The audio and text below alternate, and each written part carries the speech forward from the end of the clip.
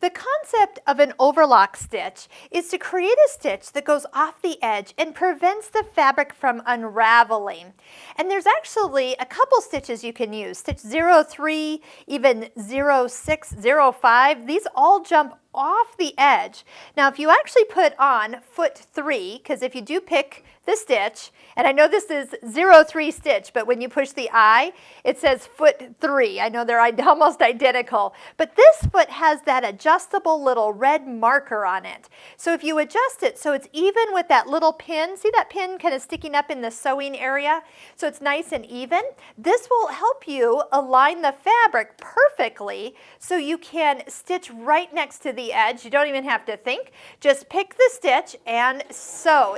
The needle's going to jump over the edge, and as it jumps over the edge, it's making sure that those stitches or the edge of the fabric, the raw edges, won't become unraveled any longer. Now I'm going to show you another use of this really quick here, but this is the concept. So whether you have a serger or an overlock machine, that is definitely a faster solution to this, but sometimes my machine might be set up with white thread and I need pink thread, and I only need to go this far. I'm coming to the sewing machine, doing it here and being done, not taking the time to switch out the threads.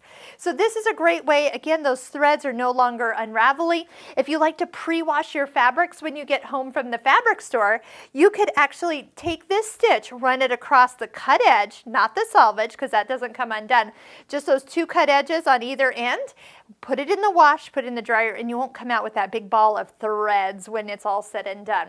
Here, let's do something on the knit fabric. Now, knits always require a ballpoint needle, so that would be something that you'd want to make sure to do. I'm going to add some ribbing. Ribbing is usually stretched or cut smaller than the opening you're putting it in.